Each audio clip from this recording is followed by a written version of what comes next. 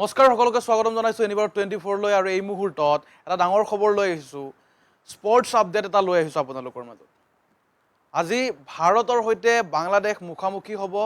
ভাৰত আৰু বাংলাদেশৰ যুদ্ধ হ'ব মূলত খেলপথাৰত যুদ্ধ হ'ব চেম্পিয়নছ ট্ৰফিত আজি দেখা যাব ভাৰত বনাম বাংলাদেশ আৰু ভাৰত বনাম বাংলাদেশৰ মেচত তীব্ৰ উন্মাদনা দেখিবলৈ পোৱা গৈছে আৰু মেচত আইচিচি চেম্পিয়নছ ট্ৰফি 2025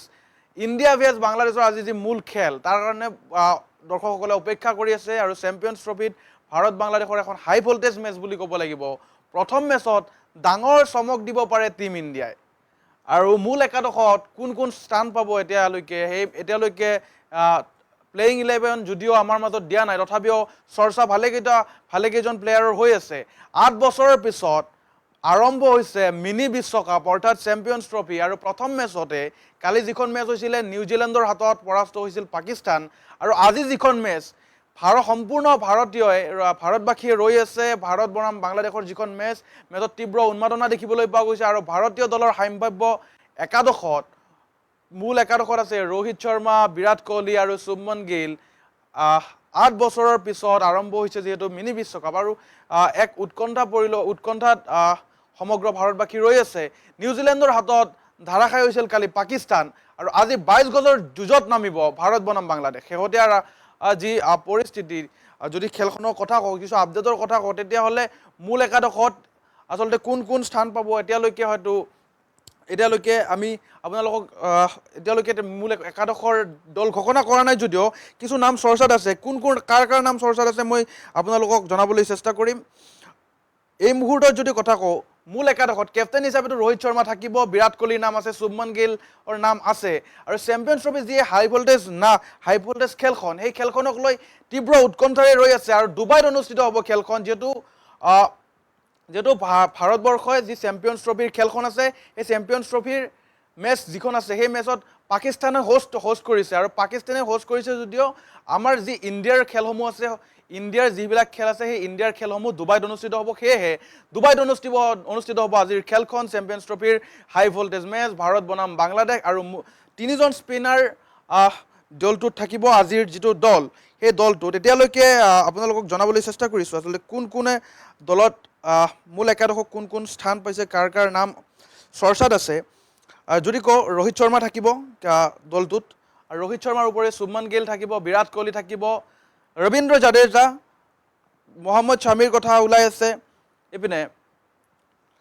শ্ৰেয়াছ আয়াৰৰ কথা চৰ্চাত আছে এই মুহূৰ্তত জনাই আছোঁ আপোনালোক যে ভাৰত বাংলাদেশৰ আজি যিখন খেল সেই খেলখনক লৈ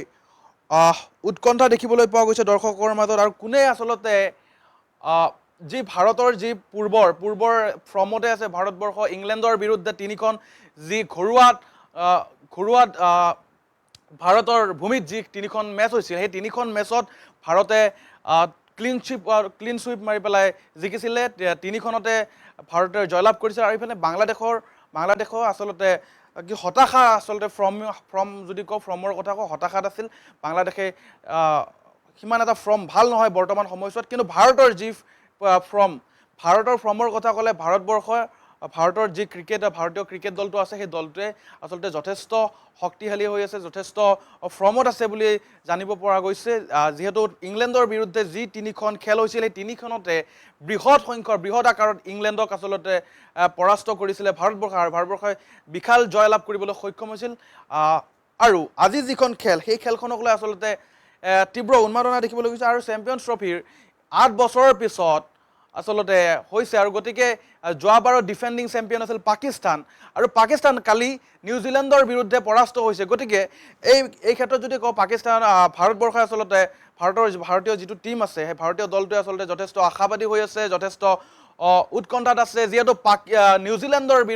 ইংলেণ্ডৰ বিৰুদ্ধে যি তিনিখন খেল হৈছিল সেই তিনিখন খেলত যথেষ্ট আচলতে সক্ৰিয়ভাৱে জয়লাভ কৰিবলৈ সক্ষম হৈছিল যথেষ্ট মানে ভাল ফলাফল দেখুৱাবলৈ সক্ষম হৈছিল আৰু ভাল ফলাফলৰ পিছত যিহেতু চেম্পিয়নছ ট্ৰফি আহিছে গতিকে চেম্পিয়নছ ট্ৰফিৰ বাবে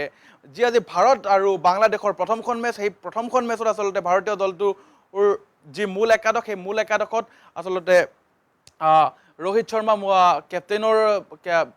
শৰ্মা কেপ্টেইন হিচাপে থাকিব, শুভমান গিল থাকিব, বিৰাট কোহলি থাকিব, মহম্মদ শামীৰ আৰু 3জন স্পিনাৰৰ কথা কোৱা হৈছে। 3জন স্পিনাৰ এতিয়া কোন কোন কাক কাক দেখিবলৈ পাওঁ সেয়া লক্ষণীয় হ'ব আৰু আচলতে গোটেই সমগ্ৰ ভাৰতবাসীয়ে উৎকণ্ঠাত ৰৈ আছে। ভাৰতীয় দলটো শুভেচ্ছা জনাওক। আশা কৰিম ভাৰতীয় দলটোৱে ভাল ফলাফল দেখুৱাব